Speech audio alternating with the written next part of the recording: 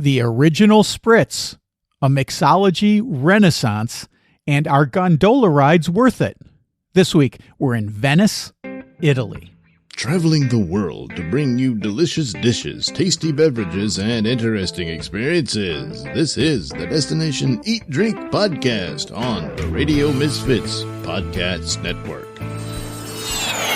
I'm Brent Peterson. Welcome to Destination Eat Drink, the travel podcast for foodies. Destination Eat Drink is for foodies who like to travel and travelers who love to eat. And this time, it's Venice, Italy, with Monica Cesarato.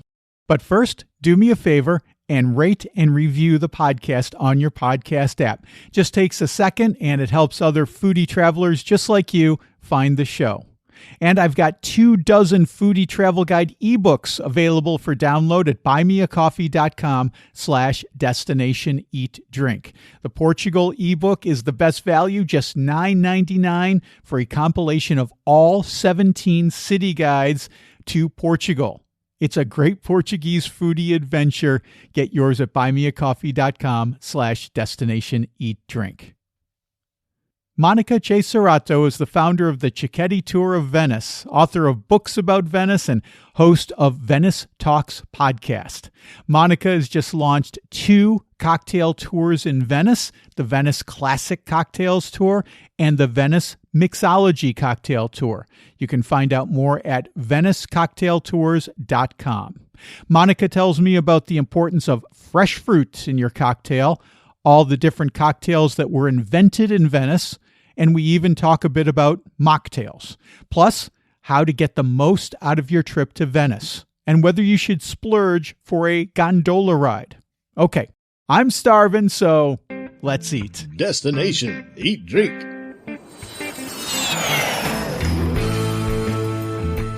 Monica Cesarato from VeniceCocktailTours.com. Welcome back to Destination Eat Drink. I was so glad to hear from you, and now I'm even more happy to get to talk to you today. Thank you for having me back. It's always a pleasure to be on your show. Thanks. I'm really excited to talk about cocktails and mixology and all of this stuff with your brand new tour. But before we get into that, I feel like you are my go-to expert person about Venice. And so it's been, I don't know, what has it been, like a year since we talked last when you had your book out about the Cecchetti places and whatnot. It's only, I'm on my second book already, so that's fine. Okay, good. That's another thing we can talk about. I forgot about that. Fantastic. So tell me, what's happening in Venice now? Anything new and exciting going on there that folks should know about before they head on over to Italy? Well, right now we are in the middle. Obviously, I'm not sure when your show's going to go out, but right now for the next couple of weeks, we are right in the middle of a Venice Carnival. That is obviously the first ever carnival.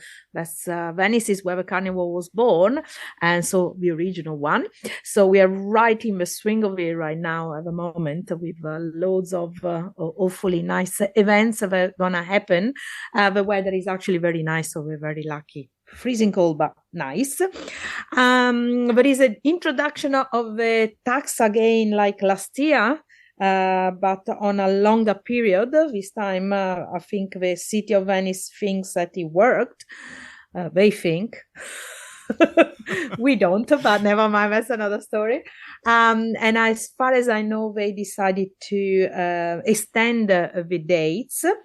Nothing that people should worry about if they actually sleep in Venice, because if you sleep in Venice, this entry tax doesn't apply.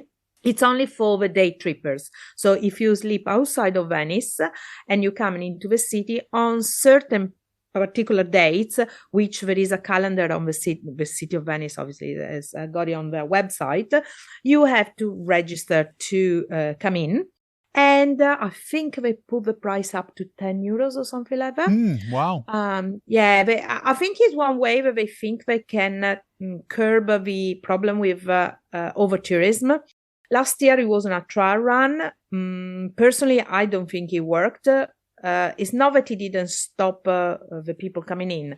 It didn't stop the wrong people coming in because unfortunately the day trippers, which are many times locals from the region, they still can go in if is not compulsory to book your entry. Is on a if I decide to do basis. So it just defeated the object because of the weekends it was packed with locals anyway. So I was always wondering how they were going to do this because, it's a city. It's not like there's turnstiles where where they're checking your ticket. So it would have to be voluntary. Yep. So it seems to me like it's doomed to fail because most people are like, well, if I don't have to, why am I going to do it? Well, I think it's one way.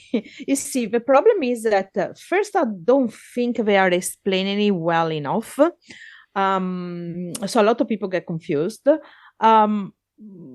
I don't know. It's just, I don't think it's the way to stop over tourism. I've been saying this over and over and over, but I think, or if this can be one way, it should go hand in hand with a lot of other, marketing strategies, like promoting on a big scale, to convince people to stay here longer instead of just one night or 2 nights or day trips. But, I think they say that, I've interviewed a couple on my podcast, a couple of authority, people from the city authority, and they just said that, but other city are gonna learn from what we're doing. I don't know. We'll see this year how it goes. Saying that, they could have easily started now for Carnival, since the weekend just passed. The city was absolutely packed. You couldn't walk in certain strategic points of the city. If it was a tax that needed to stop over tourism, that could have been a day to start with, and they didn't. So we're all wondering why, they do it. So, Well, what would your advice be to a tourist who was coming to Venice and they were going to be a quote unquote good tourist? They were going to stay for a couple of days. But what would your advice be if they were trying to avoid these crowds that you're describing that sound kind of like, that would be difficult to navigate? Well, yeah, put it like this.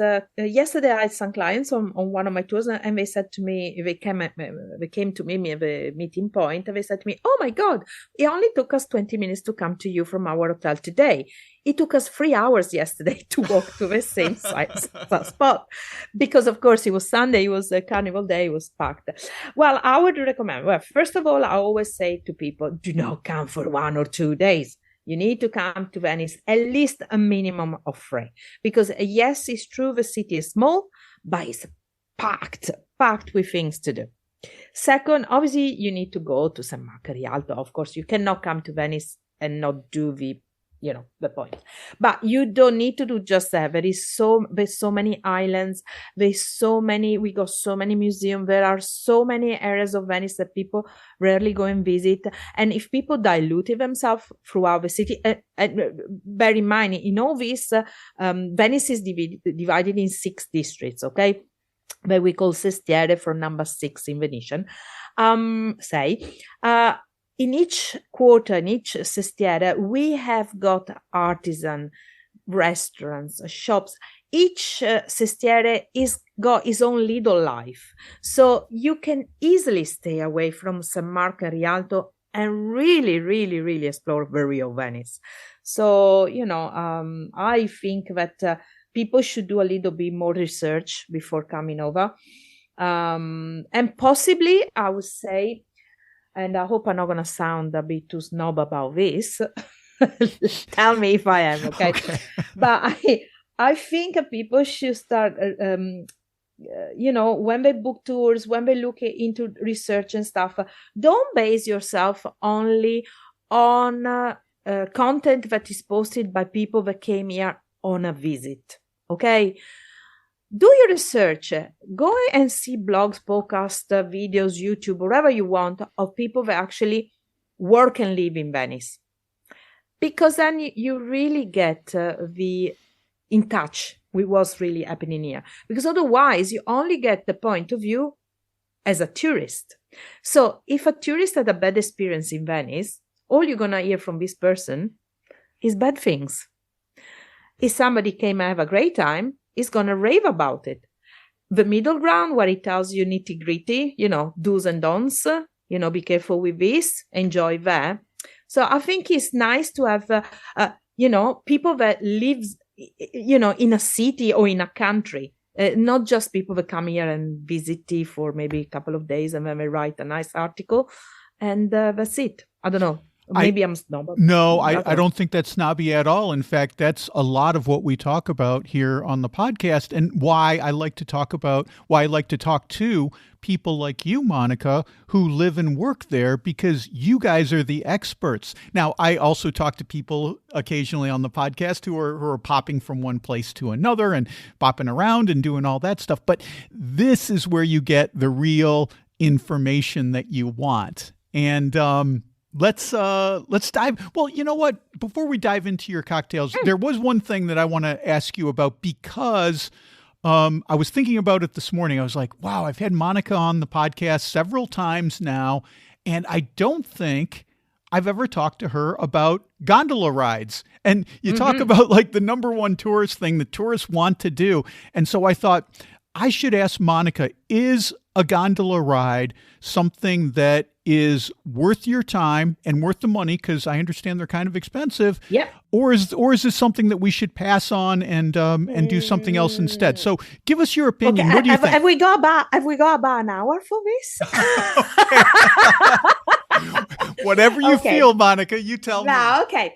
Right. Okay. Let's put it like this. If you asked me this about 20 years ago, when I first got into doing blogging and stuff like that, my answer would have been, forget about the gondola. It's only, tourist trap.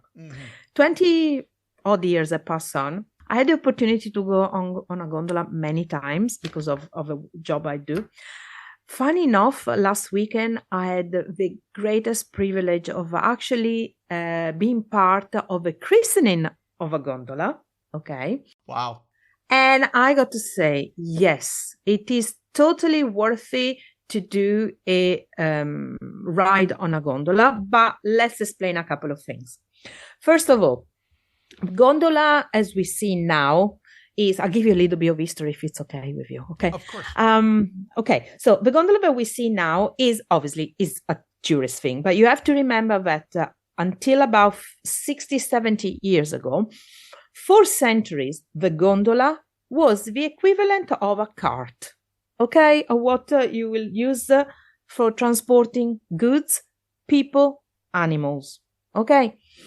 Every merchant in Venice, every household in Venice, every rich person in Venice will have one or two gondolas, okay, with his own gondolier, but they were used as means of public transport. Exactly like you will use a taxi, a bus, a cart if you're in the old days when people didn't have cars and stuff like that, okay? And it's been in the last 50 years that it's become a tourist thing, because with the arrival of motorboats in the city, obviously it wasn't convenient anymore to use the gondolas as a transport for goods and animals or whatever. So it became a tourist thing. Now, it is a lobby. I agree with anybody. It's true. It is a lobby. There's only a certain limited number of gondoliers and gondolas in the city. The license is got to be earned. They got to pass a test. And generally, because it's a lobby, it's really hard to get into it. So generally, the people that apply for the license are the sons of gondoliers, the nephews of gondoliers, the brothers of gondoliers. It's a family kind of lobby thingy.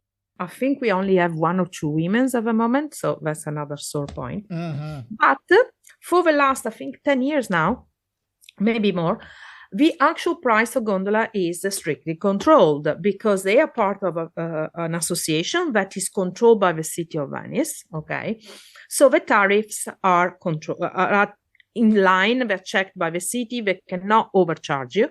There is a price list. There is a certain price until 7 o'clock in the evening, and then it rises up because, of course, at nighttime everybody wants to rise. I'm not sure how much it costs now. I think it could be about 80, 90 euros per ride or something like that, and more after 7 p.m. But saying this, the ride is for up to 6 people. Okay? Wow. So if you split it in a group of 6, €90 for half an hour ride on, and I got to say, it is amazing, okay, because you get to see Venice from the water point of view. That is, if you think about it, Venice was born out of water, so you literally see it from the ground zero point, okay? So my suggestion usually is, when you are sitting at a hotel, having breakfast and stuff, and you make friends with the other tourists or whatever, check if somebody's going for a gondola ride in case you're only 2 people and stuff. See if you can, join another group. That way you get to split the price, okay? If price is a concern. But you need to do this before you arrive at the gondolier. You cannot just turn up on the queue and do it, because the gondolier is not stupid, okay? And they will say to you, no, it was 2 of you. So you need to arrive as a group already. But even though, if you think, even for 2 people, €90 for such an experience. And the gondoliers generally are very nice and friendly, and they will allow you to take photos, and they will help you take photos as well. My recommendation for take a gondola ride, though, is, if I was you, personally, because I have the opportunity to do it practically everywhere now in Venice, is not to do it on the Canal Grande, or at least not to do it in front of St. Mark's Square. Why? Because the water is very choppy, and you're gonna be hanging on for dear life, because even though it's really hard for a gondola to topple over, okay, because they're very safe, you when you go that you're not used to it, you feel like you're gonna get about every 2 seconds, so you're kind of hanging for dear life and thinking, oh my god, am I gonna die here? And you're not gonna enjoy the ride. So I think it's so much better to do it on the internal canals.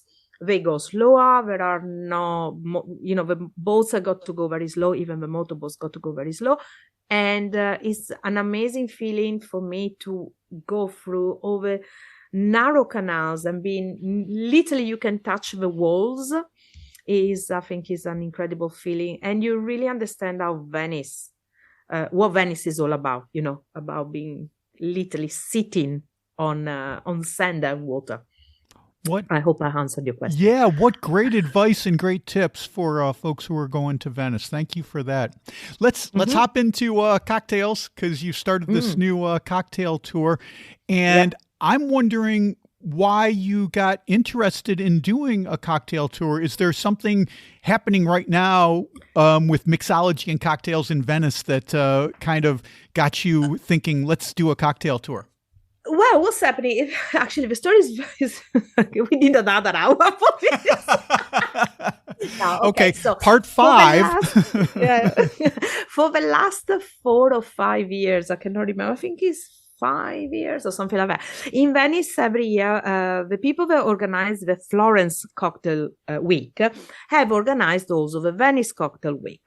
That it was one way. It was they brought it over just after COVID, on the wake of COVID, just to give a little bit of life to the city, because obviously nobody was coming, things were a bit rough for everybody, and it was a bit to get people to understand that in Venice, we have a big culture of bars and osterie and having to drink and drinking wine.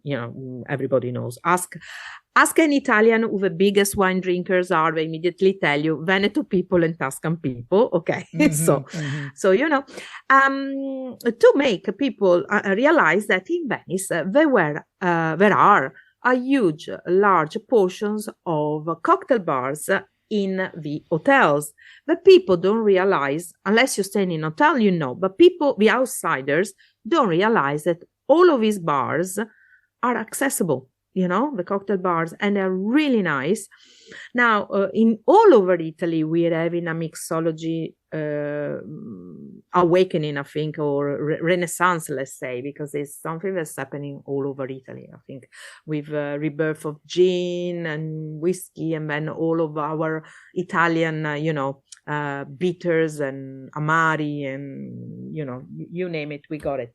So on the wake of that, they started this Venice Cocktail Week, which I had the pleasure to take part many, many times, and I sacrifice myself, for the sake of research. Someone's got to do it. Yeah, someone got to do it. And unfortunately, it was me because I put on so much weight because of that. But never mind. My liver is not thanking me right now for that. And they decided not to do it for some reason this year. And last year, I was drinking with a friend of mine. I was drinking with a friend of mine with which we, she's my partner in crime. We go often to events and things together. And we were discussing the fact that everybody now is doing the Cicchetti tour, the Baccaro tour, which, by the way, I'm invented, but never mind. Right. And I get always be annoyed when people start copying me, but doing it on a grand scale. So I said, maybe it's about time we do something else. She said, oh, what do you think? I said, tell you what, we should organize a cocktail tour. She loved the idea. And we started to poof the ideas down to see how it could be done and stuff. Couple of weeks later, a friend of mine that I met during the Venice Cocktail Week from UK, she's American, she's okay. She runs a really, really fantastic podcast dedicated just to cocktail. It's called Lush Life Manual. She's huge. She contacted me and said, oh, Monica, let's go for a drink because I have an idea I want to propose to you. She came and drink. We went to this bar that I was testing for my tour. And she never said what she wanted from me. She just sat there and I said, look, I need to go to this bar for business. Let's meet there. I'll have my meeting and then we'll have a drink together. So she's sitting there just listening to what I'm saying. And I'm proposing to the barman this idea about doing a cocktail tour. And she all of a sudden looks at me and she starts laughing her head off.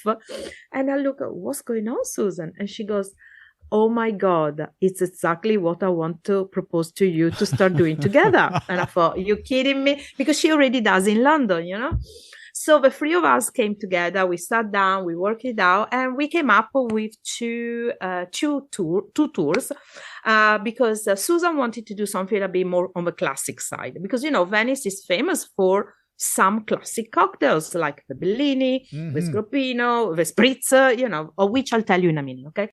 And I wanted to do something a bit more about mixology, because of the Venice Cocktail Week, because I managed to get to meet so many barmen and to go to so many wonderful cocktail bars in the city. So we decided to combine the two things and we created two tours. So one is Venice Classics, where we go on a 3-hour walking tour, explaining people stopping in 4 locations, which I'm sorry, I cannot divulge. No, of course not. People need to come to the tour, but people get to try the typical spritz, but in a special way. They get to try the Bellini, but in a special location. And then a special type of coffee, a special cocktail with coffee, and a special wine, because we decided, we cannot avoid talking about wine when we're talking, when it's Venice. And instead, the mixology one, instead is we go into 3 locations where we explore how mixology has changed in Venice in the last few years. So they're very upbeat, brand new bars with fantastic atmosphere and great vibes. When I think of Venice, I think of these ornate palaces and churches and traders' mansions and things like that. What are the bars like? Are they also really fancy and ornate like that? Well, funny enough, I think we only got 2 or 3, maybe 2, maybe 3, real only cocktail bars. The rest are all inside hotels. Okay, so yes, they're very fancy. But as a friend made me notice yesterday, we were talking, she was saying to me that Venice is very particular because the structures outside, it's old. It's an old city, 1600 old city. Every building is at least 300-400 years old, at least, if not more. Okay, but the interiors many times get totally changed and are very contemporary, very modern, very new. So it's very interesting because sometimes we go into bars inside of these cocktail bars and, it's your classic, as you say, with the beautiful chandeliers and very ornate, Gothic, Baroque kind of style. And then you go in certain locations where they've been totally changed. So from outside, you look at it and you think, oh, this is an old place. And then you walk in and it's, whoa, super modern. So it's interesting, different locations, different feelings. When I think about drinking, whether it's wine or beer or cocktails in Italy, it's never just about the alcohol. It's also about the food that goes with it. So talk with me a little bit walk me through a little of what kind of food, how do you think about pairing a snack or a bite with a cocktail? Yeah, that is the point. So generally we leave it to the bars. So it's going to be a mix of snacks and cicchetti. And we usually leave it to the barman and the locations to pair the food. And it changes every time because Venice is a city that lives very much on seasons. Okay. Thankfully, we're very lucky that our chefs, all over the city and everybody try to be, still work on season. And we're very lucky that in Venice, we have the island of Sant'Erasmo, that is a beautiful location where it gives tons of vegetables and fruits and stuff like that. So yeah, it's not easy because I remember once I went to do a gin class where we were pairing from the beginning from the appetizer to the dessert, cocktails made with gin. It's not easy, okay, but it can be done.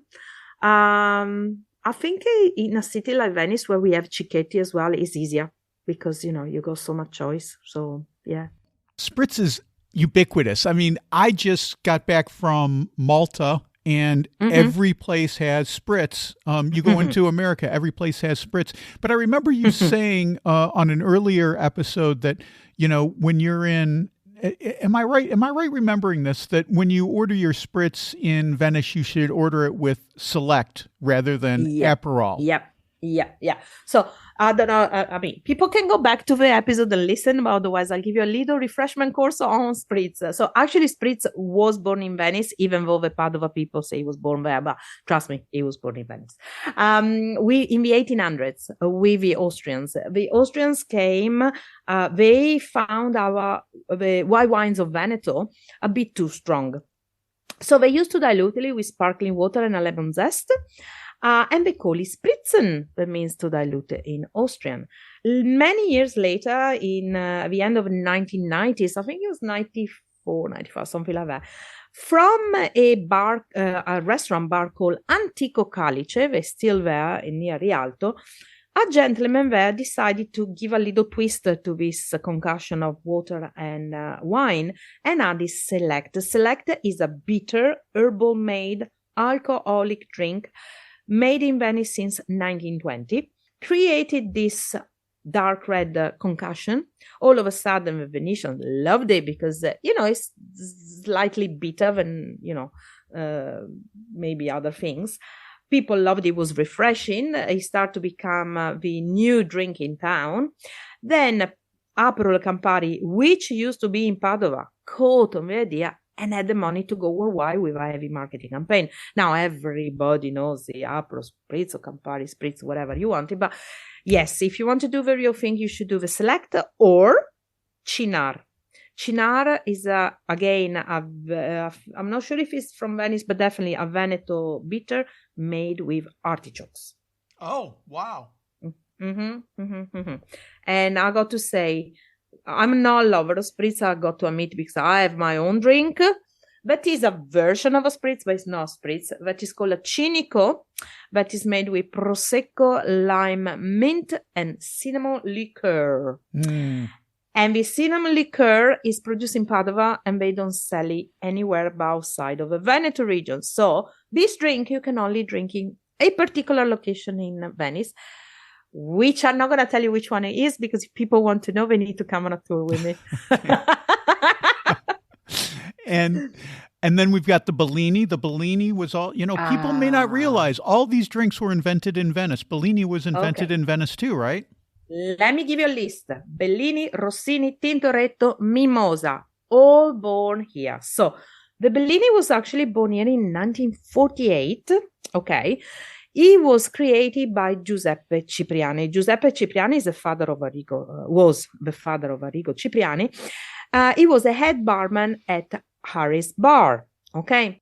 And he decided to, barman, they always experiment and stuff, so on. He created this drink made with, originally was Prosecco and the pulp of white peaches, okay? He called it Bellini because the pink color of the pulp of the drink as it ended up reminded him of the dress of an angel in a painting of Bellini.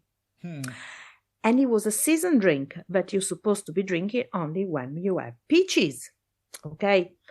And then once Harris Bar opened a place also, I think it's in New York, it became also, they started to introduce it there as well. Somebody got involved that he was exporting the peaches in between the two, between Italy and America. And all of a sudden, the Bellini became very famous. From the Bellini, always here, and I think always in the Harris Bar, I'm not sure on this, so don't quote me on this, okay? They decided to create a Rossini Tintoretto and Mimosa. So the variant of the Bellini Rossini is made with the pulp of strawberries, the Tintoretto with pomegranate, and the Mimosa with oranges. But let's remember, they should always be made with fresh fruits. So, unfortunately, nowadays everybody uses sometimes ready-made juices and stuff like that. So a real cocktail should be made with fresh squeezed, fresh pureed fruits. I'm seeing a lot of mocktails also, and I'm really excited because the creativity behind the mocktails is catching up with cocktails, so you can have a mocktail that is really interesting and not just, like when I was growing up, when we were kids, you'd get like a Roy Rogers or a Shirley Temple, and it's basically fruit juice and soda. and that was what the kids would have while the parents were having like an old fashioned or something. But now I love old fashioned, by the way. I'm an old fashioned person. Now people are getting creative with mocktails, and occasionally I don't want and alcohol. They cost as much as cocktails as well now. And that's what drives me crazy, because I'm like, I know, because I'm thinking, hey, Lisa, if I got to spend the money, I'll spend it on the alcohol. So, some places you're seeing like maybe a cocktail's 12 and a mocktail is 8. And I'm like, okay, that's reasonable. But if you're going to charge 12 for a mocktail, I mean, that's just price gouging, because you don't even have the expense of the alcohol shot going in there. Give me a break. Well, okay. This depends. Okay. I saw some mocktails on menus on one of the places where I actually take people on a normal the cocktail tours, where the price is the same. But then when I saw the list of ingredients and the presentation, and I actually understand the price, also because you have to remember, fruits is not exactly cheaper anymore. Yeah, right. So when you start adding a certain kind of, I don't know, if I start giving you the gold leafy or the thing, I can see them trying to justify the price. It's not justified when they give me, as you say, some,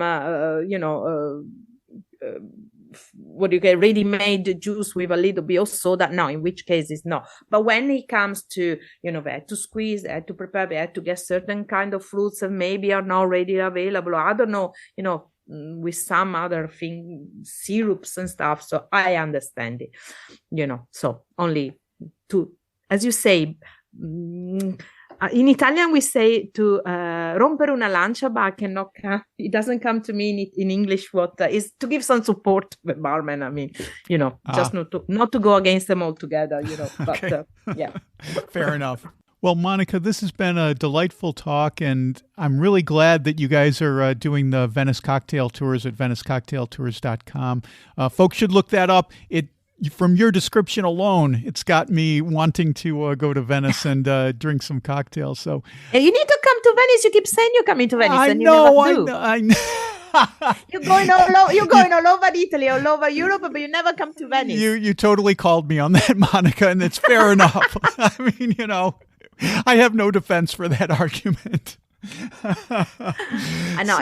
You need to come also before they do the tax as well. Oh,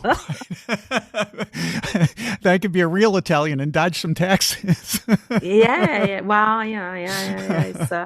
It's just crazy. I just think I just hope the city is gonna come up with some other strategies, because right now I think we're a bit on the, we want the tourists, we want to create the events, but we're not. I don't know. I was involved with in producing 2 documentaries, not 1 but 2, which I'm very proud of. But it was interesting to see how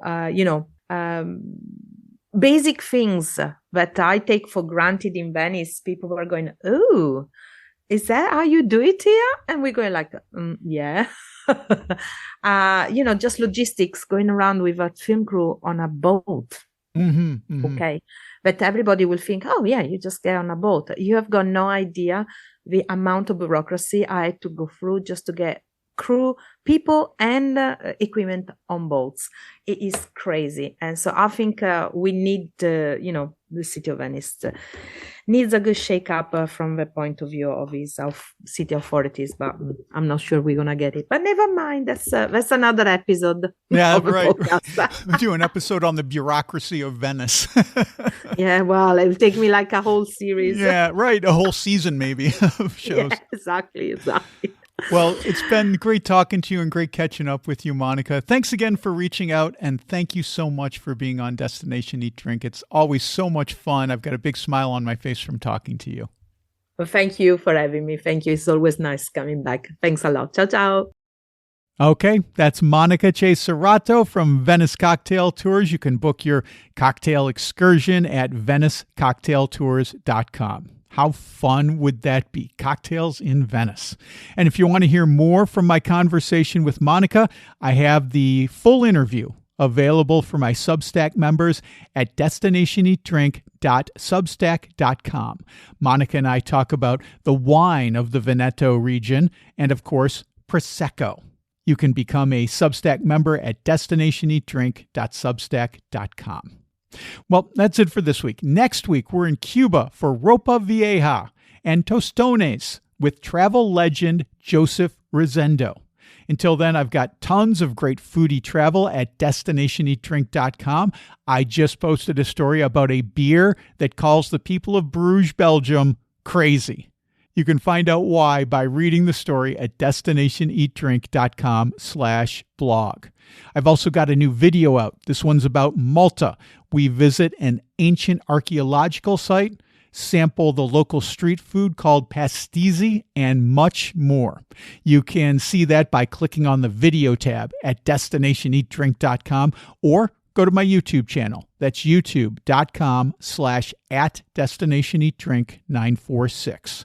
And don't forget my foodie travel guides to cities in Portugal, Spain, and lots of other places, including the brand new foodie guide to Bruges, Belgium, are available for download now. You can get yours at buymeacoffee.com/destinationeatdrink. Destination Eat Drink is distributed by the Radio Misfits Podcast Network and Ed Silla. Thanks, Ed. I'm Brent Peterson, and I'll see you down the road. Join us next week for another culinary adventure on Destination Eat Drink, a presentation of the Radio Misfits Podcast Network.